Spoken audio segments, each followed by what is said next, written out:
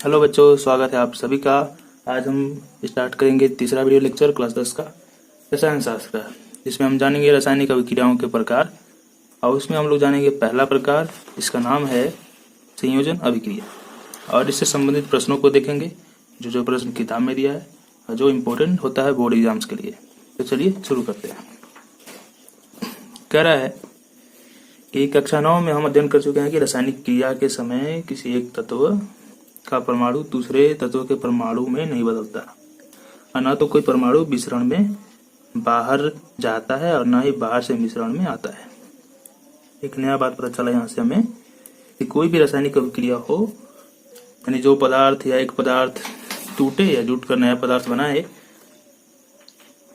उस समय किसी एक तत्व, कोई भी एक तत्व हो जो इसमें शामिल है, उसका परमाणु दूसरे तत्व के परमाणु में नहीं बदलता। ऐसा नहीं है कि जो दूसरा तत्व उसके साथ क्रिया कर रहा है वो उसी का रूप धारण कर ले, नहीं, बस वो दोनों आपस में चिपक जाते हैं। ना तो कोई परमाणु मिश्रण से बाहर जाता है और ना ही बाहर से मिश्रण में आता है। जो परमाणु है उसमें वो बाहर नहीं निकलते और ना ही वो उस मिश्रण में बाहर से आ जाते हैं, ठीक।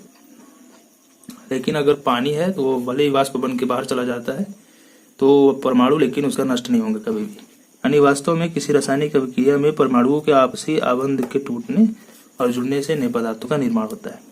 नए पदार्थों का निर्माण कैसे होता है? तो जो तत्व है उसके परमाणु जो एक दूसरे से बंधन के द्वारा जुड़े हैं, एक उसके बीच आबंध होता है, वही टूटता है और वही दूसरे परमाणु के साथ नया बंधन बनाकर जुड़ता है और इस कारण से नया पदार्थ बन जाता है। तो कैसे होता है सभी अभिक्रियाओं में जानेंगे हम। फिर अब विभिन्न प्रकार की अभिक्रियाओं को हम लोग देखेंगे। पहला है संयोजन अभिक्रिया। क्रियाकलाप कर रहा है कुछ, देख लेते हैं। एक बीकर में थोड़ा कैल्शियम ऑक्साइड, जिसका सूत्र होता है CaO, और बुझा हुआ चूना, वही बात है, CaO को ही बुझा हुआ चूना कहते हैं, ठीक है। और कर दिया यहाँ पे। इसमें धीरे धीरे जल मिलाइए, H2O मिलाना हमें इसमें। अब बीकर को स्पर्श कर कीजिए, मतलब छुइए, तो क्या इसके ताप में कोई परिवर्तन हुआ? तो कभी भी हम लोग जब चूने में जल मिलाते हैं तो आप देखे होंगे पेंटिंग करने के लिए दीवार पर बहुत ही उष्मा उत्पन्न होता है, बहुत ही हॉट हो जाता है जिस बर्तन में, जिस पात्र में रखते हैं, ठीक।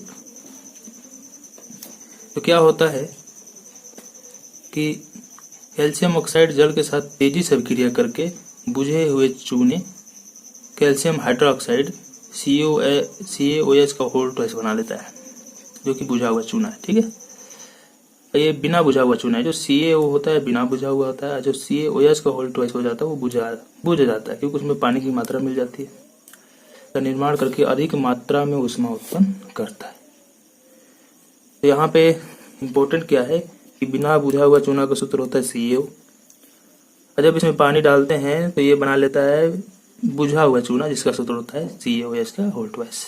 एक्वस है यानी जलीय विलयन में है, इसलिए तो ये याद रखेंगे। तो यहाँ से हम क्या परिभाषा देंगे संयोजन अभिक्रिया का, देखते जाइए। कह रहा है इस अभिक्रिया में कैल्शियम ऑक्साइड यानी CaO और जल मिलकर एकल उत्पाद बनाए।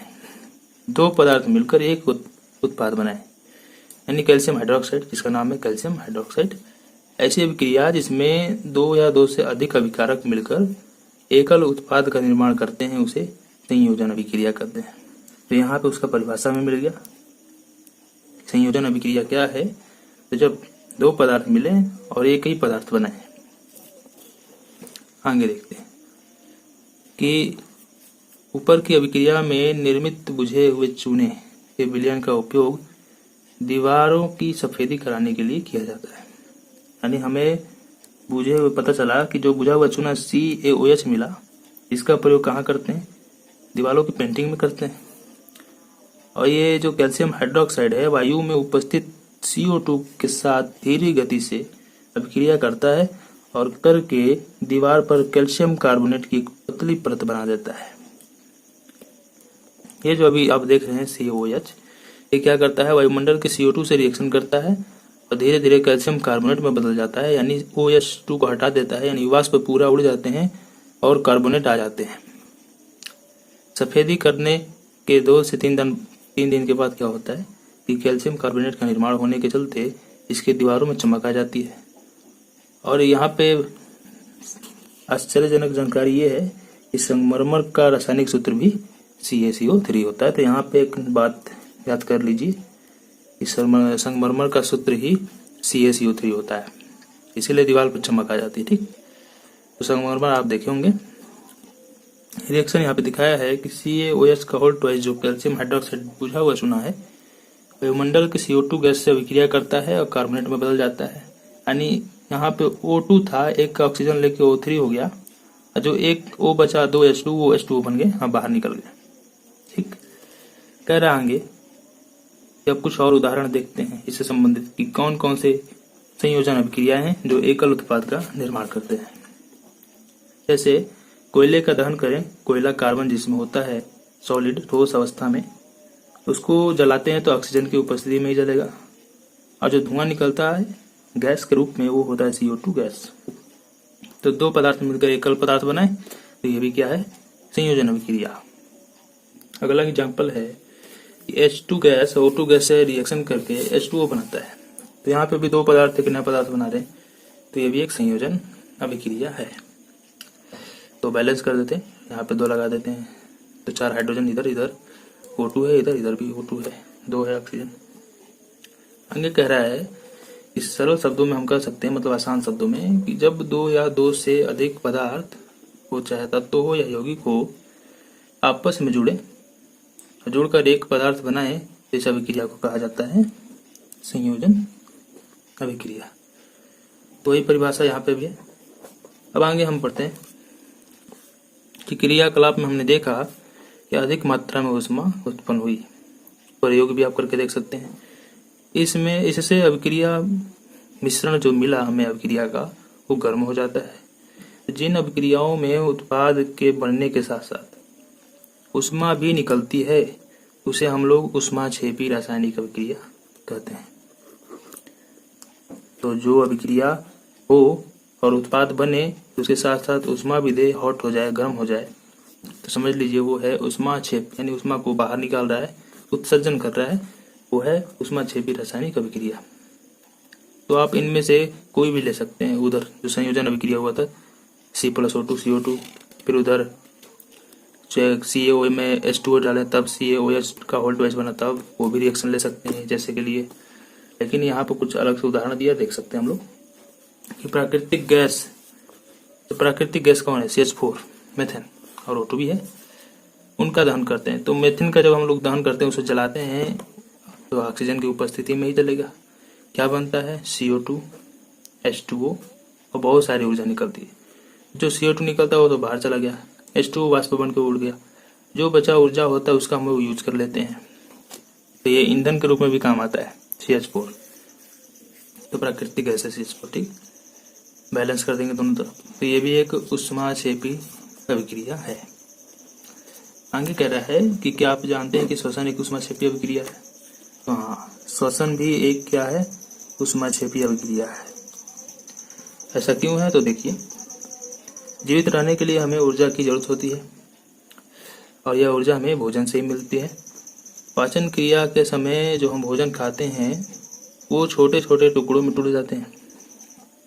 जैसे चावल हो गया, आलू हो गया, ब्रेड, इन सभी में कार्बोहाइड्रेट होता है, और इन कार्बोहाइड्रेट के टूटने से ग्लूकोज बनता है, और यह ग्लूकोज हमारे शरीर की कोशिकाओं में उपस्थित ऑक्सीजन से मिल जाता है और मिलकर ऊर्जा प्रदान करता है।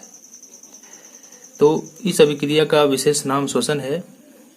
इस अभिक्रिया को जो हम लोग श्वसन करते हैं, उसमें जो अभिक्रिया होता है उसे श्वसन अभिक्रिया कहा जाता है। ठीक, तो श्वसन एक ऊष्माक्षेपी अभिक्रिया है। क्यों है, तो क्योंकि हम जो भी भोजन खाते हैं उसमें जो कार्बोहाइड्रेट होता है वो टूटकर ग्लूकोज में बदल जाता है, और ग्लूकोज ऑक्सीजन से अभिक्रिया करके बहुत सारी ऊर्जा मुक्त करती है। इसलिए श्वसन को हम एक ऊष्माक्षेपी अभिक्रिया कहते हैं। ठीक, आगे है वहां पे, यहाँ पे आपको उसका रिएक्शन दे दिया है कि जो कार्बोहाइड्रेट में ग्लूकोज था C6H12O6 एक्वस होता है, यानी जलीय विलयन के रूप में।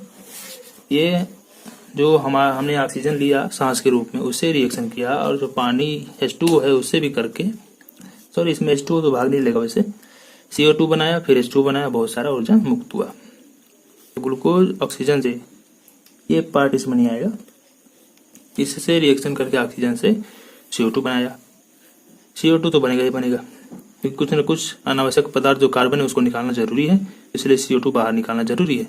जो बचा H2O2 वो पानी के रूप में हमारे शरीर में चला जाता है। जो ऊर्जा निकलती है उसी का यूज हमारा शरीर या कोशिकाएं या मस्तिष्क जो भी है सारे यूज करते हैं। तो श्वसन का रासायनिक समीकरण इसे याद कर लेंगे, ये परीक्षाओं में आता है।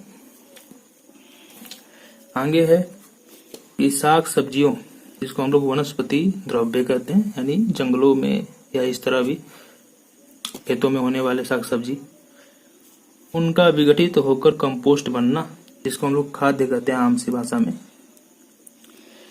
खाद, वो भी एक ऊष्माक्षेपीय अभिक्रिया है। जैसे अगर उन्हें हम साग सब्जियों को बेच देते हैं तो क्या होते हैं, कहीं भी बेच देते हैं तो सड़ गल के टूट के कंपोस्ट बन जाते हैं। कंपोस्ट बनते हैं तो देखिएगा वो एक ऊष्मा सेव करेंगे, वो एनर्जी को उत्सर्जित करेंगे। इस कारण से ये भी एक ऊष्माक्षेपी रिएक्शन है। तो बस यहीं तक। अब इससे संबंधित क्या क्या प्रश्न आते हैं चलिए हम लोग देख लेते हैं। चलिए इससे संबंधित हम लोग प्रश्न को देख लेते हैं।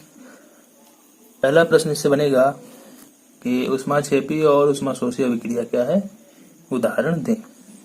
तो हमने तो ऊष्माक्षेपी पढ़ा, ऊष्माशोषी नहीं पढ़ा अभी।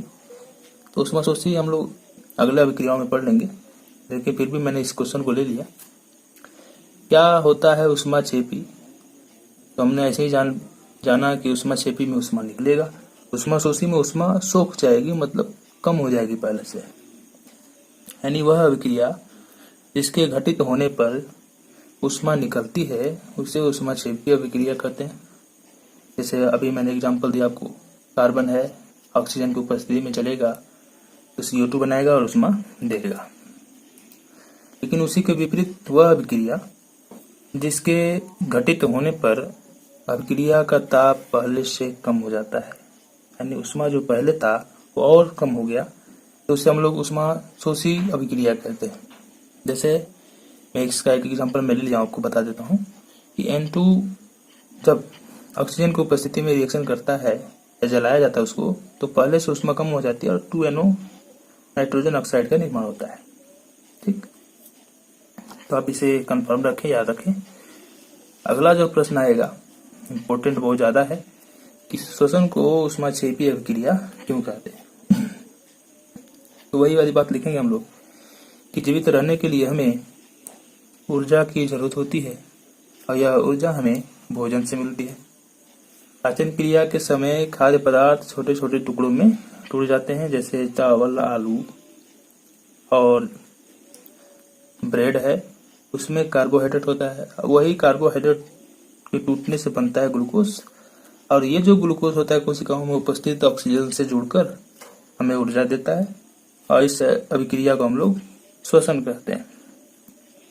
या इसलिए हम लोग श्वसन को ऊष्माक्षेपीय अभिक्रिया कहते हैं। इधर आगे लिख लेंगे, ये रिएक्शन यहाँ पे हम लोग लिख देंगे उसका पूरा, कि ग्लूकोज जो है ऑक्सीजन की उपस्थिति में CO2 और H2O बनाया और बहुत सारी ऊर्जा मुक्त किया। यहाँ पे आप लिख लीजिएगा, इसलिए श्वसन को ऊष्माक्षेपीय अभिक्रिया कहते हैं। ठीक है, आप शॉर्टकट में भी लिख सकते हैं कि जो हम भोजन खाते हैं उसमें जो कार्बोहाइड्रेट होता है उसके टूटने से ग्लूकोज बनता है, और ग्लूकोज हमारे कोशिकाओं में उपस्थित ऑक्सीजन से रिएक्ट करके बहुत सारी ऊर्जा मुक्त करता है, इसलिए इसे हम लोग ऊष्माक्षेपीय अभिक्रिया कहते हैं। शॉर्टकट में भी आप लिख सकते हैं। ठीक है, आगे है कि चूना या बिना बुझा हुआ चूना का रासायनिक नाम और सूत्र लिखें। तभी हमने पढ़ा कि बिना बुझा हुआ चूना का सूत्र होता है कैल्शियम ऑक्साइड CaO। और एक लास्ट प्रश्न है कि साग सब्जियों का विघटित होकर कंपोस्ट बनना कौन सी अभिक्रिया है। तो अभी आपने पढ़ा कि ये भी एक ऊष्माक्षेपीय अभिक्रिया है। ठीक है, तो ध्यान रहे। इस प्रकार ये टॉपिक खत्म और इससे संबंधित प्रश्न भी इम्पोर्टेंट जितना था मैंने करा दिया। अब अगले वीडियो में आपसे मिलेंगे, तब तक के लिए धन्यवाद।